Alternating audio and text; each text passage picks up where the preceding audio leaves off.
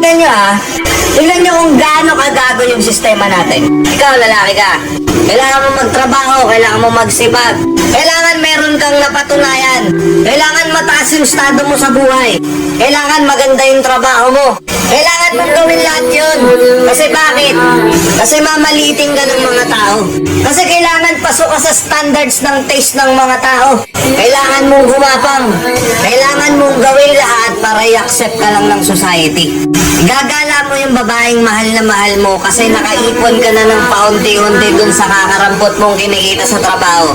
Gusto mo siyang dalhin sa kung saan, pakainin, i-date, para lang mapatunayan mo sa kanya na mahal mo siya. Anong sasabihin ng mga kaibigan niya? Ano ba yan? Saan ka ba dinala niyan? Turo-turo? Tabing kalsada? Food trip?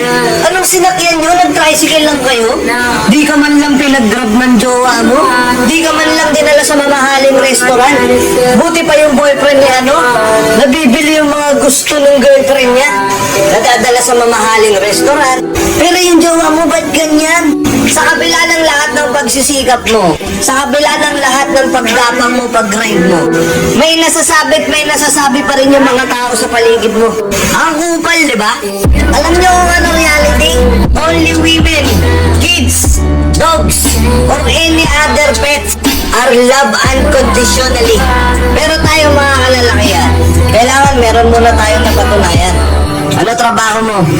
Ano ba? Mataas ba sahod yan? Malakas ba kumita yan? Mataas ba posisyon yan sa trabaho? Baka tambay lang yan. Ito yung realidad na ang mga kalalakihan, walang karapatang mahalin sila kapag wala silang tira. Real talk lang to para kasi walang nagsasabi nito sa social media. Anong punto ko dito?